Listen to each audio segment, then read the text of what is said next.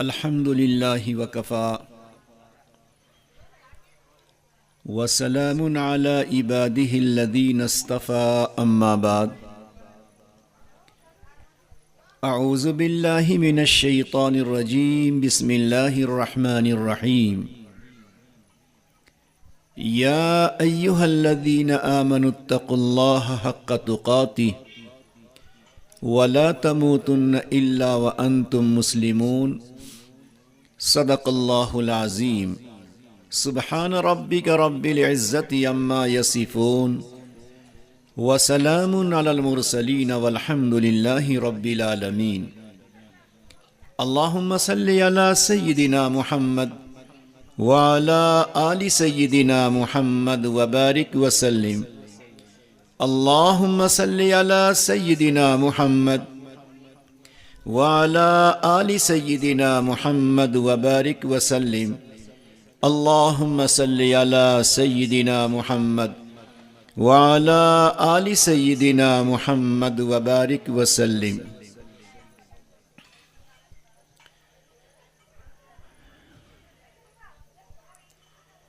انسانوں میں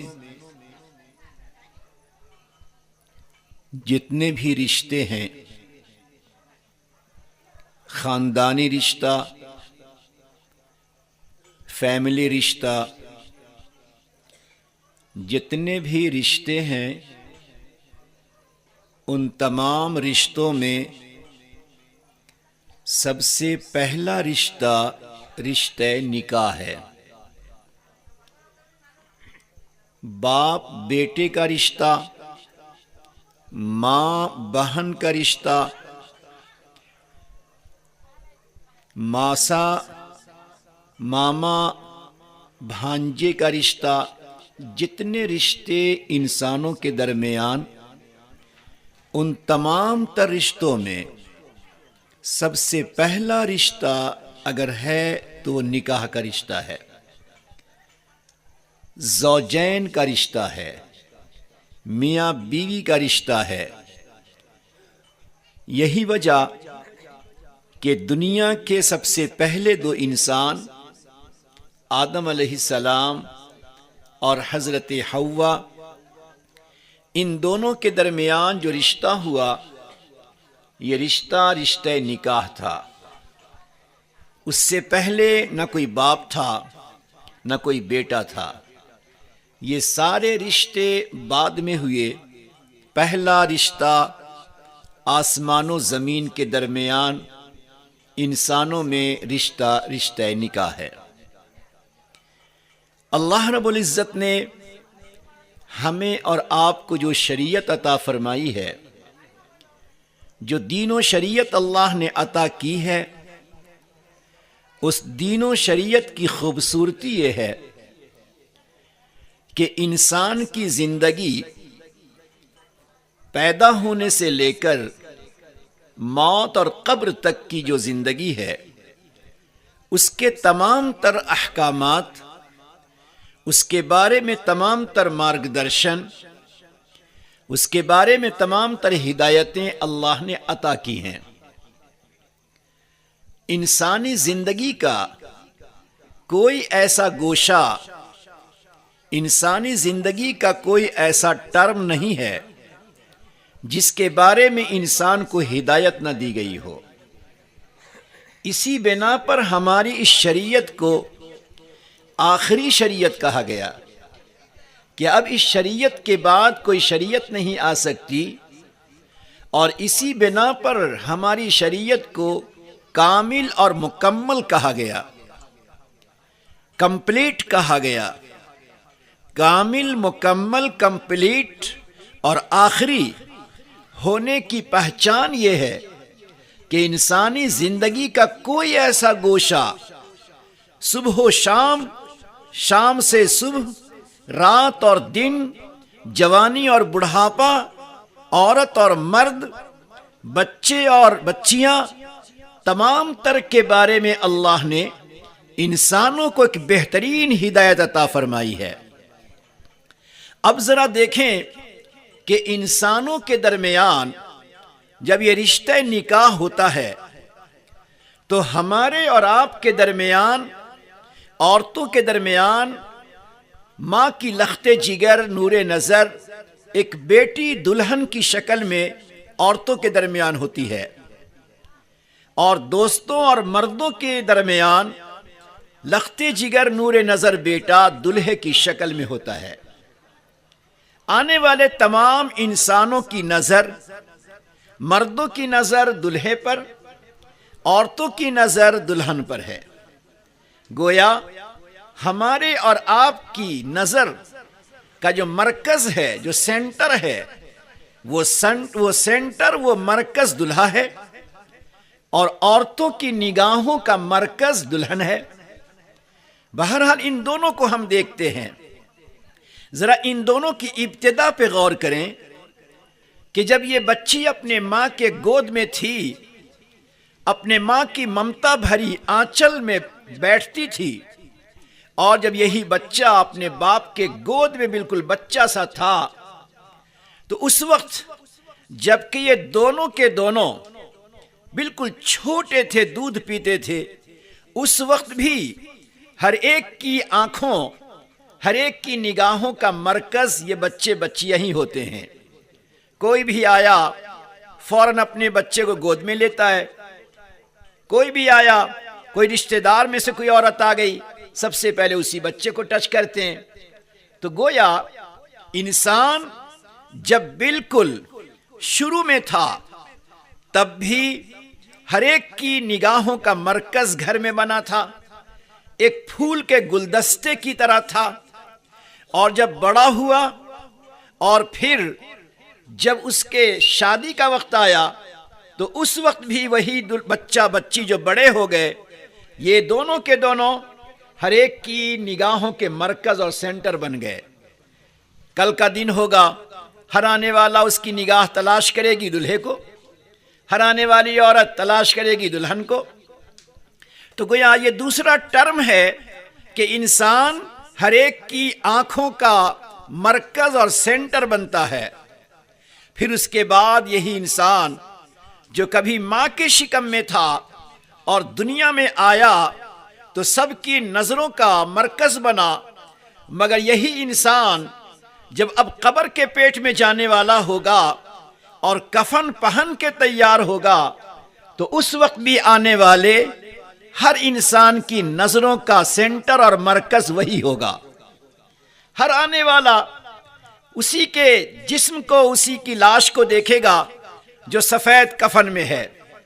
گویا ہر انسان کی زندگی میں 3 ٹرم ایسے ہیں جس میں انسان ہر انسان کی نگاہوں کا سینٹر اور مرکز بن جاتا ہے۔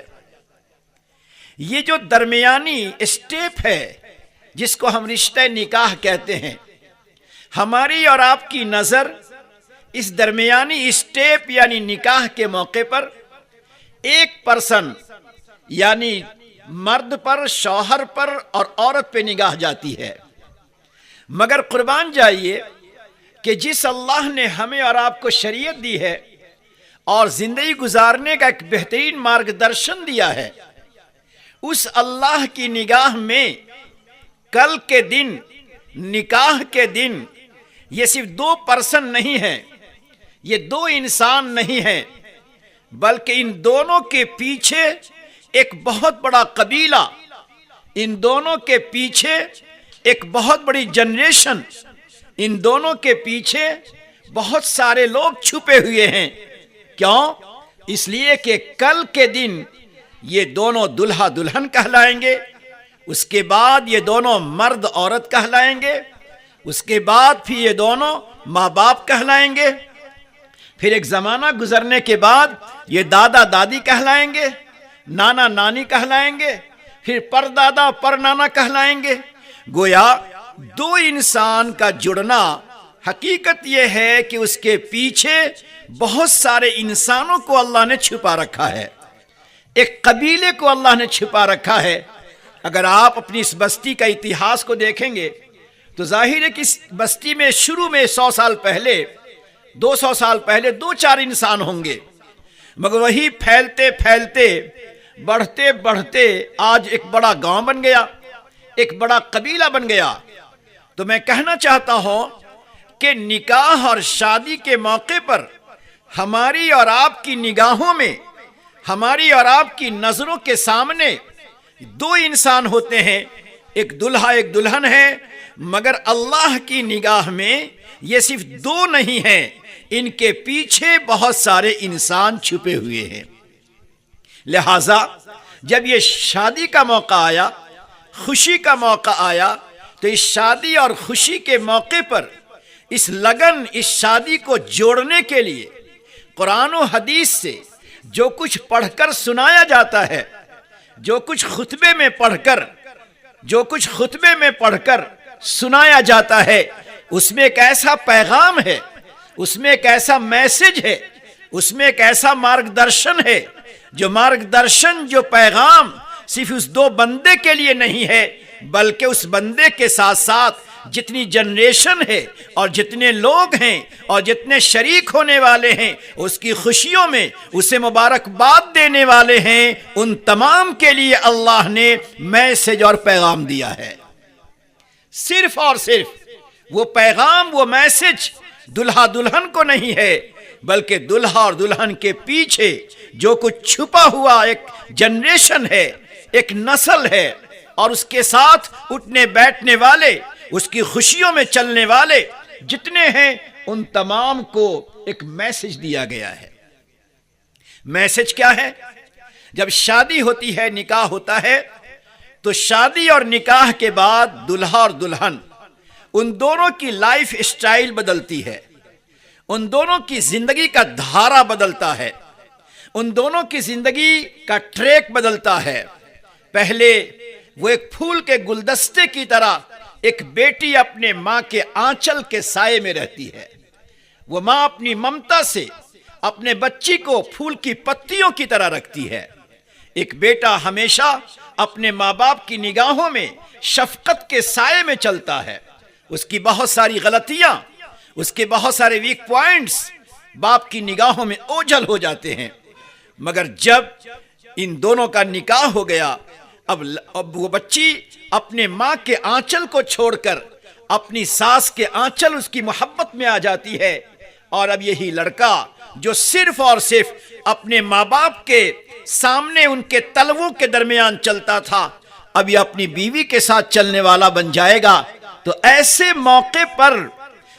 موقع پر جبکہ زندگی کا دھارا اور زندگی کا ٹریک بدلنے والا ہے، ایک ایسا میسج دیا گیا کہ کہیں ایسا نہ ہو کہ زندگی کا دھارا بدلتے ہوئے، تمہاری زندگی کا ٹریک بدلتے ہوئے تمہارا انداز بدل جائے، تیرا اسٹیٹس بدل جائے، تیری آواز بدل جائے، تیری باڈی لینگویج بدل جائے، تیرے بات کرنے کا انداز بدل جائے، ماں باپ کے سامنے گفتگو اور بات کرنے کا انداز بدل جائے۔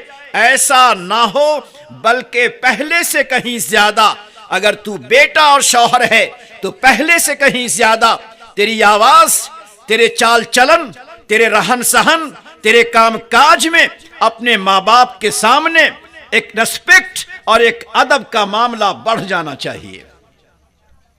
اگر تو بیٹی تھی کسی گھر میں، اگر تو لخت جگر نور نظر تھی کسی گھر میں، اب اگر تو اپنی بہو بن کر آتی ہے تو اب تیرے دل میں خدمت کا جذبہ ہونا چاہیے۔ ایک بننے والی ساس، اسے ساس کی نظر سے نہیں بلکہ اپنے ماں کی نظر سے اسے دیکھو، تاکہ جس طرح ممتا تجھے وہاں ملتی تھی، یہاں بھی تجھے ممتا ملنے والی ہے۔ مگر یہاں کی ممتا کو لینے کے لیے، اپنے سسرال کی ممتا کو لینے کے لیے، پہلے تجھے بیٹی جیسا کیریکٹر، بیٹی جیسی خدمت، بیٹی جیسی محبت، بیٹی جیسا ادب و احترام اپنے ساس کے ساتھ کرنا پڑے گا۔ تو اگر آنے والی بہو اور آنے والی دلہن اگر اپنی زندگی کے دھارے کو سمجھے اور ہم کسی نئے گھر میں جانے کے بعد وہاں ممتا کو لینے کی کوشش کرے تو اس کی زندگی ہیپی اور خوشی کے ساتھ گزرے گی۔ اور یہی بچہ اپنی بیوی کو لانے کے بعد اگر اپنے ماں کے ساتھ، اپنے والد کے ساتھ، اپنے بڑے بھائی کے ساتھ، اپنے چچا کے ساتھ، اپنے رشتہ داروں کے ساتھ اگر وہی ادب، وہی احترام، وہی ریسپیکٹ، وہی اچھا انداز اپناتا ہے تو اللہ رب العزت اس کی روزی میں برکت عطا کرتے ہیں۔ کیوں؟ اس لیے کہ اب شادی ہونے کے بعد ایک دلہا ایک لڑکے کو روزی کی ضرورت پڑتی ہے، کشادہ روزی ہونا چاہیے، اس کی روزی میں برکت ہونی چاہیے۔ تو اب اس کی روزی میں برکت کیسے آئے گی؟ ماں کی دعائیں بڑھ جائے، باپ کی دعائیں بڑھ جائے، گھر میں بہنوں کی دعائیں بڑھ جائے، چاچا اور دادا کی دعائیں بڑھ جائیں۔ اور یہ کب بڑھتی ہیں؟ جبکہ شادی ہونے کے بعد وہ بدل نہ جائے، بلکہ اس کا ادب و احترام، محبت و فرما برداری میں اور اضافہ ہو جائے۔ اسی کو قرآن کریم میں کہا گیا، یا ایھا الذین آمنوا اتقوا اللہ، اے لوگو، اے جوانو، اللہ سے ڈرو۔ بوڑھے باپ کو بوڑھا سمجھ کر، بوڑھی ماں کو بوڑھی سمجھ کر، اپنے ماں باپ کو کمزور سمجھ کر اپنی آواز کو اونچی اور بلند نہ کرو، کبھی اپنی آنکھوں کو سرخ نہ کرو، کبھی اپنی آستین ماں باپ کے سامنے نہ چڑھاؤ، بلکہ پھول کی پتی کی طرح اپنے ماں باپ کے سامنے رہو۔ یہ کتنا بہترین اصول ہے زندگی کا۔ اور یہ بھی سنیے، اس آسمان کے نیچے، زمین کے اوپر اللہ نے کچھ ایسا سسٹم بنایا ہے کہ کچھ گناہ ایسے ہیں، کچھ نافرمانی ایسے ہیں، کچھ کیریکٹرز ایسے ہیں کہ اس کی سزا انسان کو دنیا میں مل جاتی ہے۔ یاد رکھیے گا، اس کی سزا کسی نہ کسی روپ میں، کسی نہ کسی اسٹائل اور شکل میں اس کی سزا دنیا میں مل جاتی ہے۔ اگر بہو اپنے ساس کو ستاتی ہے، بہو اپنے ساس کو ستاتی ہے، ایک وقت آئے گا کہ جب وہ بہو نہیں رہے گی، وہ ساس بن جائے گی، تو اس کے بھی ستانے کا آسمانی نظام بن جائے گا۔ اگر کوئی ساس اپنے بہو کو ستاتی ہے تو سمجھنا چاہیے کہ اس کو بھی ستانے کا کوئی نہ کوئی انتظام ہو جائے گا۔ ایک بیٹا اپنے باپ کو اگر ستاتا ہے، جب یہی بیٹا بڑا ہو جائے گا اور اس کے بیٹے بڑے ہو جائیں گے تو کسی نہ کسی روپ میں اس کو سزا ملنے والی ہے۔ اسی بنیاد پر ایک بہت بڑا ہندوستان کا، دوسرے ملک کا ایک بہت بڑا رائٹر گزرا ہے۔ وہ دنیا کا سیر کیا کرتا تھا۔ وہ لکھتا ہے کہ میں سفر کرتے کرتے ایک شہر میں پہنچا تو دیکھا کہ ایک بوڑھا باپ ہے۔ وہ بوڑھے باپ کو جوان بیٹا رسی میں باندھ کر گھسیٹتا ہوا لے جا رہا ہے۔ میں بڑی حسرت کے ساتھ خون جگر کو پیتے ہوئے میں دیکھتا رہا۔ میں ایک اجنبی مسافر تھا۔ تھوڑا آگے گھسیٹنے کے بعد وہ باپ جو زمین پہ گھسیٹا جا رہا تھا، اس باپ نے اپنے بیٹے سے کہا کہ بیٹا بس کرو، بس کرو، اب مجھے مت گھسیٹو۔ سوچنے کی بات ہے، یہ اتہاس لکھنے والا رائٹر دیکھتا ہے کہ بیٹے نے چھوڑ دیا۔ یہ اس کے پاس پہنچا اور کہا کہ بہت دور سے آپ کا بیٹا گھسیٹتا ہوا آپ کو لا رہا تھا، آپ نے کچھ نہیں کہا، اور یہ نکر پر آ کے آپ نے کہا کہ بیٹا اب آگے نہ لے جاؤ۔ تو کھڑا ہوا وہ بوڑھا باپ، اس کی آنکھوں سے آنسو، اس کی آنکھوں سے پانی کے قطرے نہیں، اس کی آنکھوں سے خون کے قطرے نکل رہے تھے۔ اس بوڑھے باپ نے کہا، میں نے اس لیے کہا یہاں پر کہ بس کرو، بس کرو، آگے مت لے جاؤ، اس کی وجہ یہ ہے کہ جب میں جوان تھا اور میرا بیٹا، میرے باپ بوڑھے تھے، میں جوان تھا اور میرا باپ بوڑھا تھا، تو میں نے بھی اپنے باپ کو گھسیٹ کے یہیں تک لایا تھا۔ آج میں نے اپنی زندگی میں دیکھ لیا کہ اوپر والے اللہ نے ہم کو سزا دلا دی، تو میں نے بیٹے سے کہا کہ بس یہیں تک کرو، کیونکہ میں بھی اپنے باپ کو یہیں تک گھسیٹ کے لایا تھا۔ اے جوانوں، اے ساتھیوں، اے ماں بہنیں، اے بیٹیاں، ذرا اپنی زندگی میں ہمیشہ اپنے ماں باپ کے ساتھ ادب، احترام، خدمت، فرما برداری کا معاملہ رکھیے۔ کبھی بھی اپنی زبان سے، اپنی حرکتوں سے، اپنے چال ڈھال سے کبھی بھی ماں کے سامنے، باپ کے سامنے بڑائی کا انداز نہ اپنائیے۔ اگر ہمارے بوڑھے ماں باپ رانگ ہو، غلط ہو، پھر بھی وہاں پہ آپ خاموش ہو جائیے۔ کوئی بات کہنی ہو تو نرمی کے انداز میں کہیے۔ اللہ رب العزت کی شان بہت عجیب ہے۔ جوانی کی طاقت میں آ کر पैसों के धुन में आकर, पैसों के नशे में आकर, किसी पावर के नशे में आकर इंसान अगर किसी इंसान को तकलीफ पहुंचाता है तो उसकी सजा कैसी होती है। मैं आपको अभी की नहीं, आज तो दुनिया गुनाहों से भर चुकी है, हर तरफ गुनाह गुनाह नजर आते हैं, बेहयाई की चीजें हैं। हम आपको तकरीबन 10 सदी पहले की बात सुनाते, जबकि वो खैर का जमाना था। एक बादशाह गुजरा है जिसका नाम है वलीद इब्ने अब्दुल मलिक। वो बादशाह गुजरा है, बादशाहत थी, दौलत थी, दौलत का नशा था। एक दफा जब उसकी शादी हो गई और कुछ दिनों के बाद वो अपने शादी से पहले तो हर एक का हक वो अदा करता था, गरीबों के साथ, यतीमों के साथ, मिस्कीनों के साथ, हर एक का वो काम करता था। शादी हो गई, अब लाइफ स्टाइल उसकी बदल गई। तो एक दफा उसने अपने दौलत के नशे में आकर, अपनी हुकूमत के नशे में आकर, अपनी जवानी के नशे में आकर, कौन मेरा क्या कर लेगा, घर के कमजोर लोग अलग पड़े हुए हैं, उसने ऐलान कर दिया कि आज सुबह से लेकर शाम तक मेरे पास कोई नहीं आ सकता, हम और अपनी वाइफ, हम दोनों अपनी हैप्पी लाइफ गुजारेंगे, कोई नहीं आ सकता हमारे पास।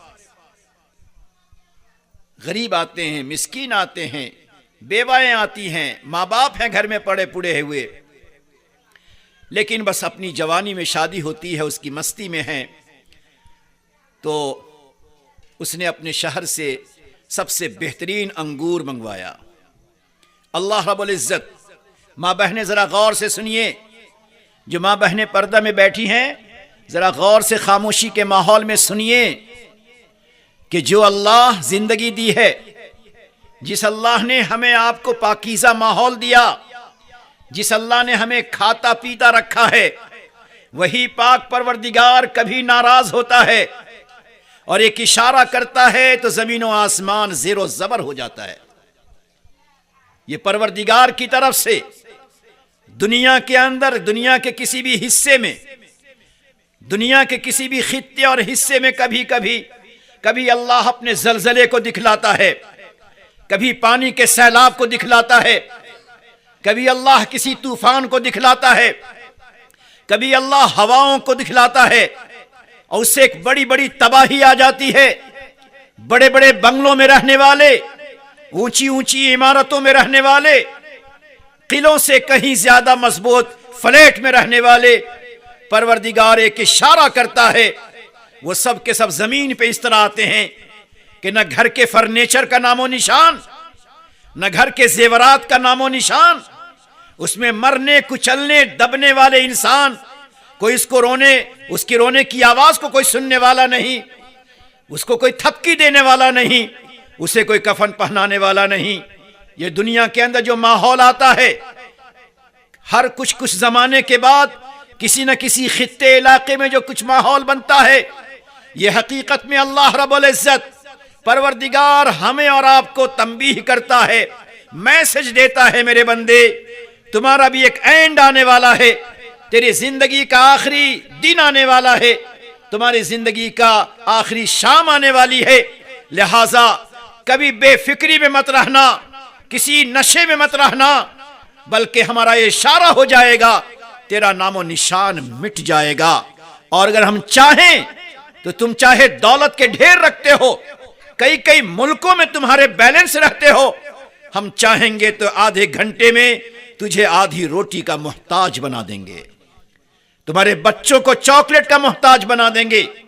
ये मंजर जो दुनिया में पेश आता है, यह हमें और आपको मुतनब्बे करने के लिए, बेदार जागने के लिए माहौल बनता है कि गफलत से निकलो, लापरवाही से निकलो, बेफिक्री से निकलो, अपनी जिंदगी को बेहतर बनाओ, अपने कैरेक्टर को बेहतर बनाओ, अपनी फैमिली लाइफ अच्छी तरह गुजारो, अपने माँ बाप के साथ बेहतरीन मामला करो, छोटों के साथ शफकत का मामला, बड़ों के साथ अदब एहतराम का मामला, पड़ोसी के साथ इज्जत का मामला, بیواؤں، یتیموں اور بے کسوں کے ساتھ مدد کا معاملہ، ایسی چیزوں کو اگر تم کرتے رہو گے تو آفت سے بچے رہو گے۔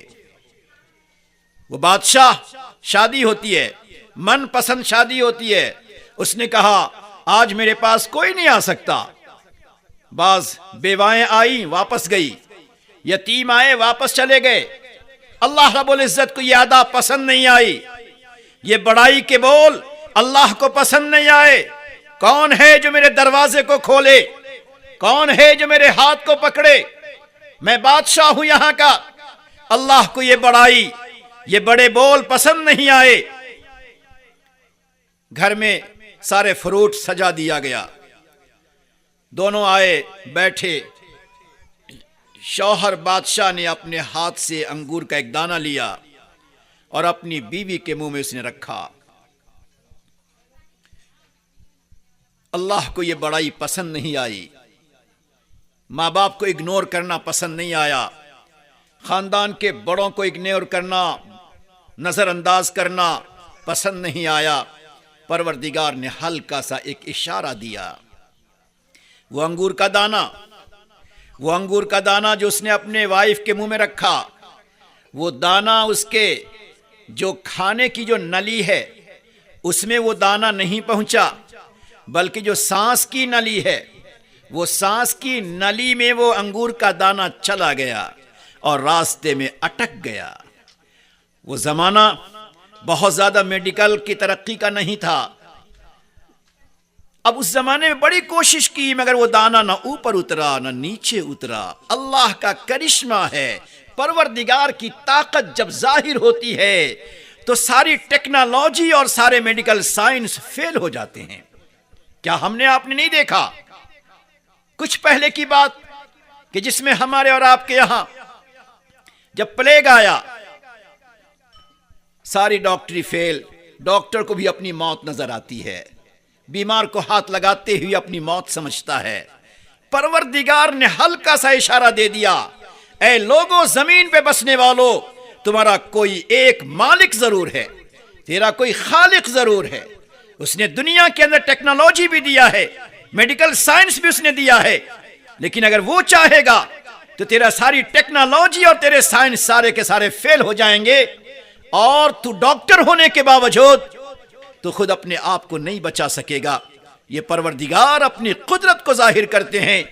وہ بندہ خدا، اس کی بیوی کے منہ میں جب وہ دانہ اٹک گیا، نہ اوپر کو نہ نیچے کو، اب وہ زمین پہ تڑپتی ہے، سر پٹکتی ہے، سر پٹک پٹک کے اس زمانے کے جو حکیم تھے آئے، لیکن کسی سے علاج نہ ہوا، اس لیے کہ خدا کی پکڑ آئی تھی۔ اللہ کی طرف سے بڑائی کے بول بولنے پر، دوسروں کو حقیر سمجھنے پر، وہ جو رانی بن کر آئی تھی، جو بادشاہ کی ملکہ رانی بن کر آئی تھی، اس کے بڑے بول اللہ کو پسند نہیں آئے۔ وہ دانہ اٹک گیا اور پھر تڑپ تڑپ کر 3 دنوں تک بستر پہ تڑپتی رہی اور اس کی جان چلی گئی۔ ماں بہنیں ذرا غور سے سنیے گا میری بات کو۔ اللہ رب العزت ہمیں آپ کو جس حال میں رکھے، خدا کے شکر کے ساتھ، عاجزی کے ساتھ، انکساری کے ساتھ، ہر ایک کو بہتر سمجھنے کے ساتھ زندگی گزارنا چاہیے۔ ہماری باڈی لینگویج بدل جائے، ہمارے بول چال کا انداز بدل جائے، ہماری آواز بدل جائے، چاہے بیٹی ہو یا بیٹا ہو۔ یاد رکھیے گا، اللہ بہت سارے گناہوں میں جو بڑائی کے گناہ ہیں، جو بڑے بول کے گناہ ہیں، یہ اللہ کو پسند نہیں ہے۔ ولید ابن عبد الملک بادشاہ ہے، شاہی تخت ہے، دولت کا خزانہ ہے، مگر بیوی تڑپ تڑپ کے گزر جاتی ہے۔ لیکن جو دردناک، ایک خوفناک گھر کا جو ماحول بنا تھا، اسے بھی وہ بادشاہ برداشت نہیں کر پایا، اور 7ویں دن اسی غم کی بنیاد پر اس کے شوہر کا بھی انتقال ہو گیا۔ جس شاہی محل میں شہنائی بج رہی تھی، جس شاہی محل میں میوزک بج رہی تھی، جس شاہی محل میں ڈھول اور تاجے بج رہے تھے، تاشے بج رہے تھے، آج اسی شاہی محل میں ماتم ہے، رونے کی آواز ہے، اور شام ہوتے ہوتے اسی شاہی محل میں سناٹا ہے۔ میرے ساتھیوں، میری ماں بہنیں، ہماری اور آپ کی زندگی بھی اسی طرح ہے کہ اگر خدا نہ خواستہ جسم سے روح اگر نکل گئی تو چند گھنٹوں کے بعد ہماری جوانی بھی سناٹے میں آ جاتی ہے، ہماری زندگی بھی کفن کے ساتھ قبر میں پہنچ جاتی ہے۔ اس لیے ہمیشہ ہمیں ایک اچھا جوان بن کر، ایک اچھا انسان بن کر، ایک کیریکٹر کے ساتھ، ایک اچھی زندگی کے ساتھ، خدمت کے ساتھ، ادب و احترام کے ساتھ، رسپیکٹ کے ساتھ ہمیں زندگی گزارنا ہے۔ اور اسی کے ساتھ کہ اللہ رب العزت نے ہمیں کہا غریبوں پہ خرچ کرو، یتیموں پہ خرچ کرو، بیواؤں پہ خرچ کرو، ماں باپ پہ خرچ کرو، بھائی بہن پہ خرچ کرو، اولاد پہ خرچ کرو، بیوی پہ خرچ کرو۔ اس کے علاوہ ایسی جگہ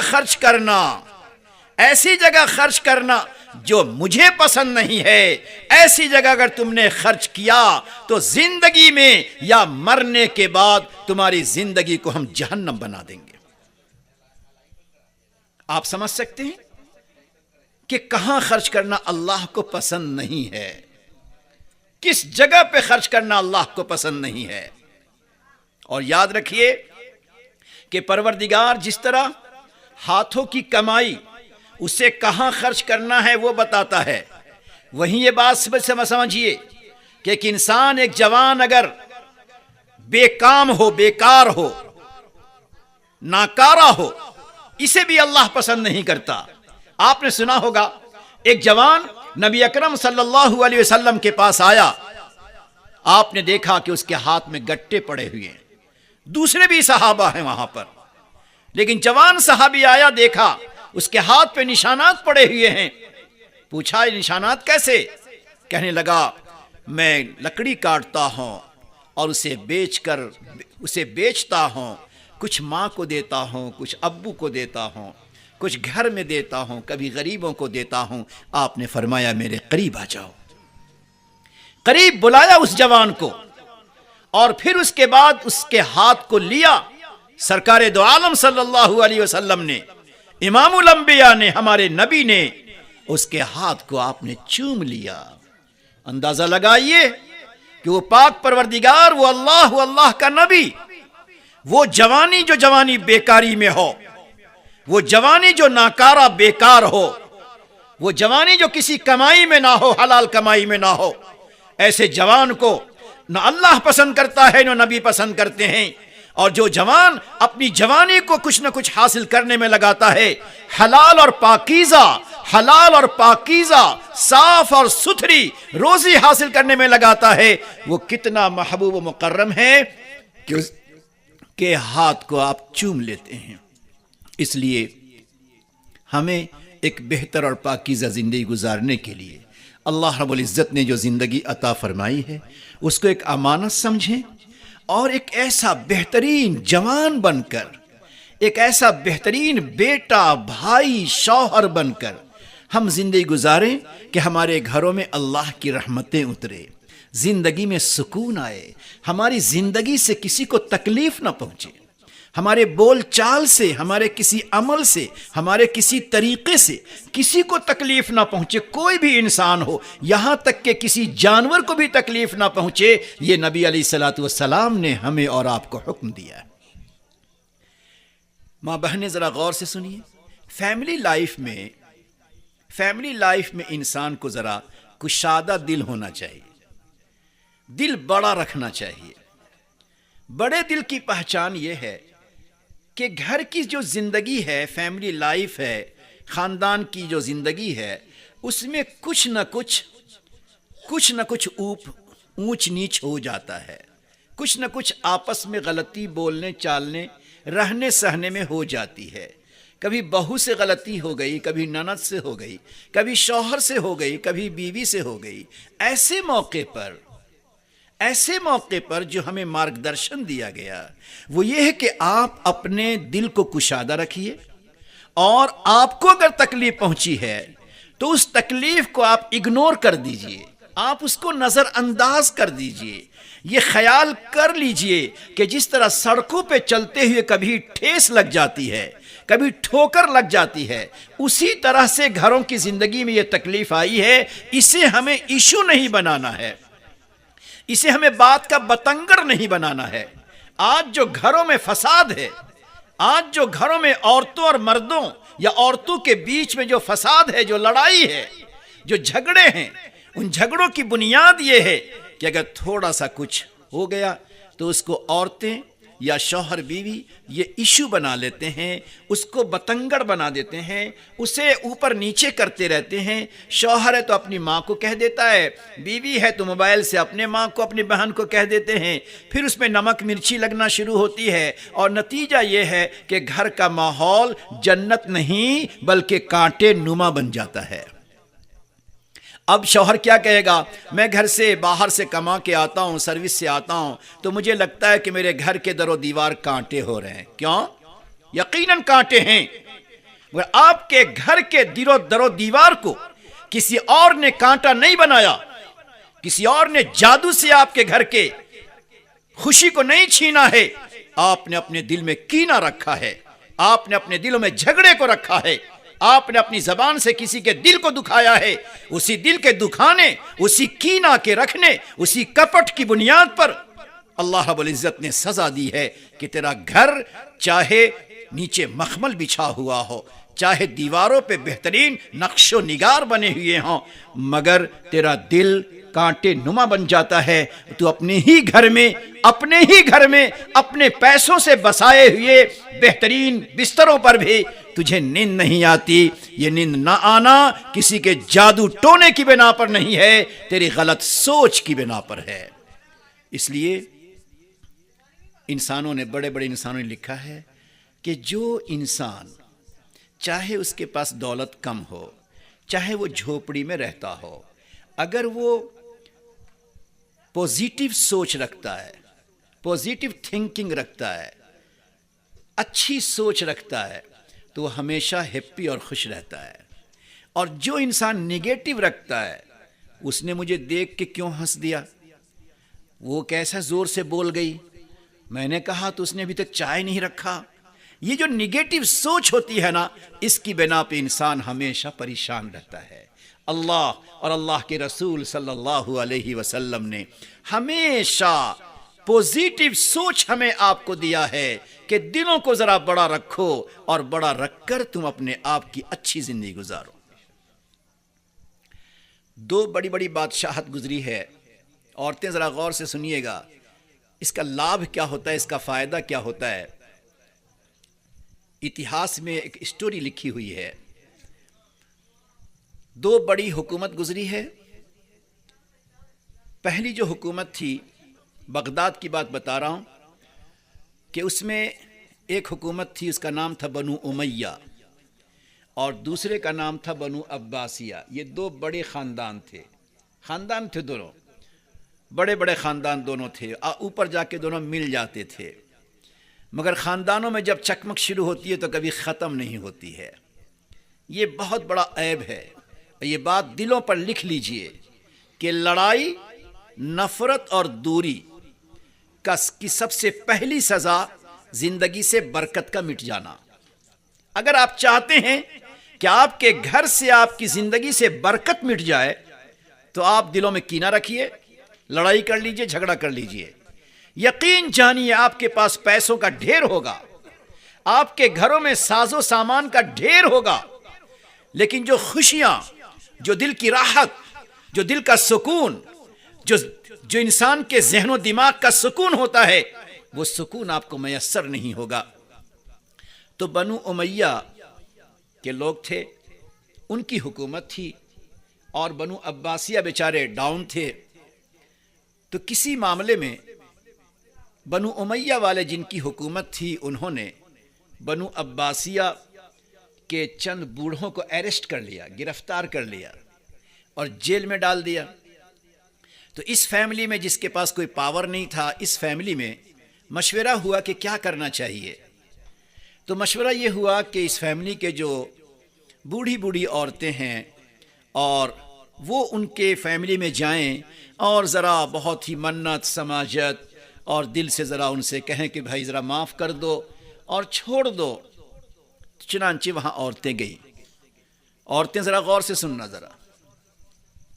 جب یہ اس فیملی کی عورتیں وہاں گئی اور معافی کے ارادے سے گئی، جب وہاں ابھی مردوں کے پاس نہیں پہنچ پائیں، اس خاندان کے مردوں کے پاس نہیں پہنچی، جب عورتوں کو پتہ چلا تو عورتوں کے تو ناک پہ غصہ آ گیا. کہا اچھا وہ خاندان والے، اس کی ہمت کیسے ہوئی کہ میرے پگتیے پر آ گئے. بس وہیں سے ان کے اندر سے فیملی نکلی اور تمتماتے ہوئے غصے کے ساتھ ان بیچاری بوڑھی عورتوں کو دھکے دے دی. روتے ہوئی عورتیں واپس آئی. میں کہنا چاہتا ہوں بادشاہت ہے اس خاندان میں، دولت ہے، سب کچھ ہے. ایک معافی مانگنے والی ایک عورت، چند عورتیں آتی ہیں مگر سننے کو تیار نہیں، دھکے دے کر بھگا دیا. اللہ کی شان یاد رکھیے، اللہ لمحوں میں انسان کو فقیر بنا دیتا ہے. ہم اور آپ دیکھتے رہتے ہیں، لمحوں میں، سیکنڈوں میں ساری طاقت انسان کی ختم ہو جاتی، سارا نشہ انسان کا اتر جاتا ہے.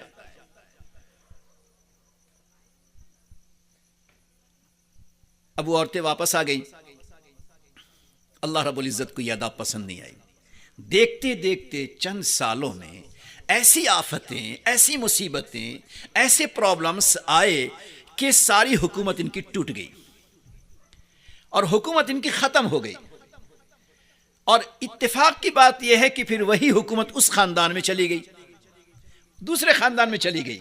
رونے والی، معافی مانگنے والی عورتیں، ان کے خاندان میں حکومت چلی گئی. وہ زمانہ الیکشن کا نہیں تھا، حکومتیں کچھ اور انداز سے بنتی تھیں.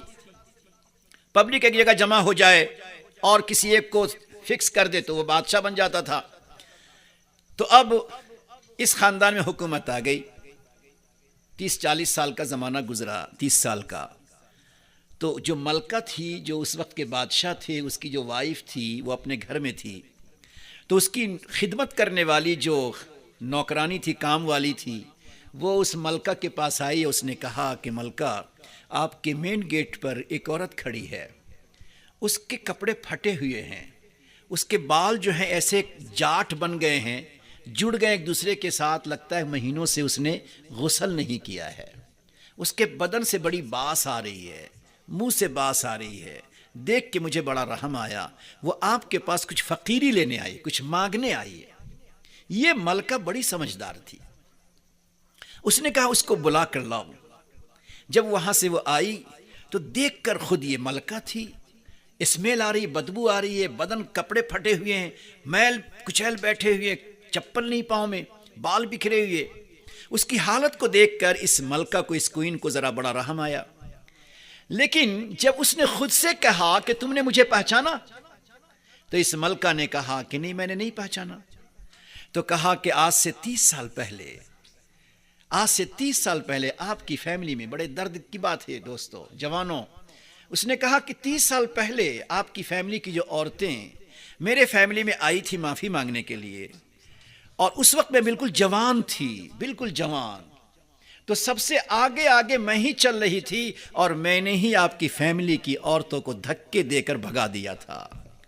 اللہ نے مجھے اس کی سزا دے دی کہ آج میرے پاس اتنا نہیں ہے کہ میں صابن خرید سکوں، اتنا نہیں ہے کہ مسواک لے سکوں، اتنا نہیں ہے کہ چپل بنا سکوں، اتنا نہیں ہے کہ میں کپڑے چینج کر سکوں. مہینہ ہو گیا اسی ایک کپڑے میں میں ماری پھرتی ہوں.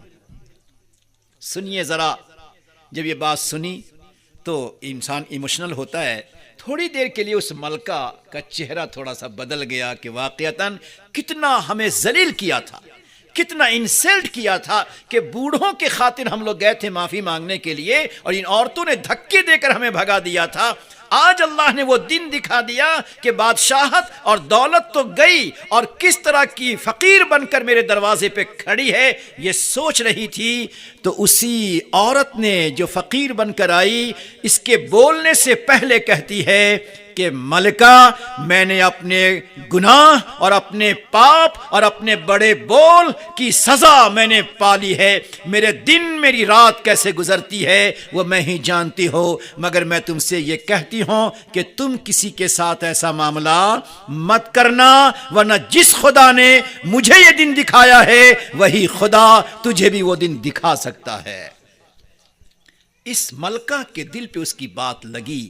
اور سنیے جو میں کہہ رہا تھا کہ فیملی لائف میں، خاندان میں انسان کو کشادہ دل ہونا چاہیے، دل بڑا رکھنا چاہیے۔ جب اس نے یہ کہا کہ جو خدا مجھے اس حال میں لا سکتا ہے وہ تجھے بھی لا سکتا ہے، ایک دم سے ڈر گئی، اور پھر اس کے بعد اس نے کہا میرے قریب آ جاؤ، میرے شوہر نے مجھے 2 بنگلہ دیا ہوا ہے، آج سے ایک بنگلہ تو میرا رہے گا، دوسرا بنگلہ میں نے تجھے گفٹ کے طور پہ دے دیا ہے۔ سوچو میری ماں بہنیں، اس عورت کے کشادہ دلی کو نتیجہ کیا ہوا؟ نتیجہ کیا ہوا؟ اسی خاندان میں اللہ نے 600 سال تک حکومت کو رکھا ہے۔ 600 سال تک حکومت چلتی رہی، چلتی رہی، چلتی رہی، پورے علاقے میں 600 سال تک۔ کیوں؟ جب گھروں میں رہنے والی عورتیں، ان کا دل کشادہ ہوگا، معاف کرنے کا جذبہ ہوگا، ہر ایک کو اپنے دل سے لگانے کا جذبہ ہوگا، اپنے چھوٹے کے ساتھ شفقت کا معاملہ، بڑے کے ساتھ محبت کا، احترام کا معاملہ، غلطی پر اگنور کرنے کا معاملہ، غلطی پر اس کو درگزر کرنے کا معاملہ، اور میرے اوپر جو حق ہے وہ حق میں دوسروں کو ادا کروں، دوسرا میرا حق اگر ادا نہیں کرتا تو ہم ذرا اس کو معاف کر دیں۔ یہ جذبہ جس خاندان، جس گھر، جس عورت، جس مرد میں یہ جذبہ ہوتا ہے، پروردگار اس کے گھر کو جنت کا نمونہ بنا دیتے ہیں۔ اس لیے میرے جوانوں، میرے ساتھیوں، اللہ رب العزت نے ہمیں آپ کو جو زندگی عطا فرمائی ہے، اس زندگی کی قدر کیجئے، اپنے گھر کے ماحول کو بہتر سے بہتر بنائیے، اپنی جوانی کو مستانی سے بچائیے، اور ایسی چیزیں، ایسے راستے جو فضول خرچی کے ہوتے ہیں، جس کا کوئی فائدہ نہیں ہوتا، جس کا کوئی ریٹرن ہمیں نہیں ملتا، جس کا کوئی نفع ہم کو نہیں ملتا، بلکہ فضول خرچی میں آتا ہے، اس سے اپنے آپ کو بچائیے، اور اسی چیز کو اپنے گھر پر، اپنی اولاد پر، اپنی قوم، اپنے سماج پر، انسانوں پر، ہر قوم پر اس کو خرچ کیجئے۔ اللہ رب العزت جانوروں پر خرچ کرنے کو پسند کرتا ہے، کسی بھی طبقے، کسی بھی قوم سے تعلق رکھنے والے، اس پر بھی اللہ خرچ کرنے پسند کرتا ہے، اس پہ آپ خرچ کیجئے۔ فضول خرچی سے اپنے آپ کو بچائیے۔ آج کے دور میں آپ کے ہاں کیا ماحول ہے میں نہیں کہہ سکتا، لیکن آج کے ماحول میں ایک بہت بہت بڑا افسوس، دلوں کو ٹکڑے کرنے والا، جگر کو پاش کرنے والا جو ماحول آج کل بنتا جا رہا ہے، وہ یہ ہے کہ ہمارے جوان راتوں کو دیر تک ادھر ادھر پھرتے ہیں، اور جب انہیں کچھ ذہنی ٹینشن ہوتا ہے تو وہ نشہ کی چیزوں کو استعمال کرتے ہیں۔ میرے جوانوں، اللہ کا واسطہ دے کر تجھے کہتا ہوں، میں اللہ کا واسطہ دے کر کہتا ہوں، پیارے نبی کا واسطہ دے کر کہتا ہوں، جس ماں نے آنچل میں چھپا چھپا کر تجھے دودھ پلایا ہے، اس دودھ کے قطرے کا واسطہ دے کر کہتا ہوں کہ کبھی بھی اپنی زبان پر، اپنی زندگی میں نشے کی چیز کو استعمال مت کرنا، ورنہ خدا دنیا میں پکڑ کرتا ہے، دنیا نہیں تو آخرت میں تو پکڑ ہو کر رہتی ہے۔ لہٰذا آج اس خوشی کے موقع پر، شادی کے موقع پر ہم تمام انشاءاللہ کہیں، انشاءاللہ ہم اپنی تمام پونجی کو، اللہ کی دی ہوئی نعمتوں کو صحیح جگہ استعمال کریں گے، غلط جگہ استعمال کرنے سے بچیں گے انشاءاللہ۔ اور دوسری بات یہ کہ اپنے بڑوں کا ادب احترام، ماں باپ کا ادب احترام اور اللہ کے حکم پہ چلنا، انشاءاللہ اس کا عزم کرتے ہیں، کہیے انشاءاللہ۔ دعا کیجیے، اللہم لک الحمد کما ینبغی لجلال وجہک وعظیم سلطانک، اللہم صلی علی سیدنا محمد وعلی آل سیدنا محمد وبارک وسلم، جزا اللہ عنا محمدا صلی اللہ علیہ وسلم ما هو اہلہ۔ اے اللہ ہمارے گناہوں کو معاف فرما، خطاؤں کو درگزر فرما، لغزشوں کو معاف فرما۔ اللہ جی یہ جو شادی ہونے والی ہے اس کو خوب خوب قبول فرما، خیر کا، برکت کا، راحت کا، خوشیوں کا ذریعہ بنا۔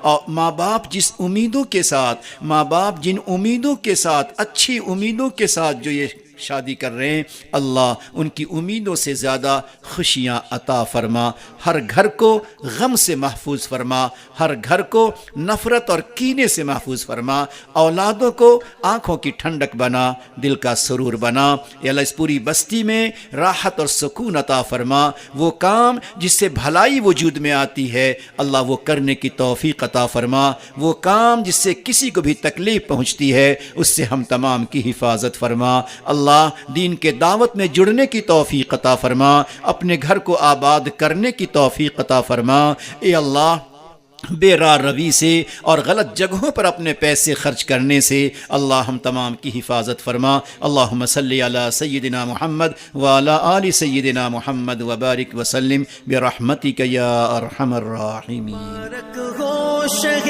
ہر دو سرا تشریف لے آئے، مبارک ہو محمد مصطفیٰ تشریف لے آئے، مولایا صلی وسلم دائما ابدا على حبيبك خير الخلق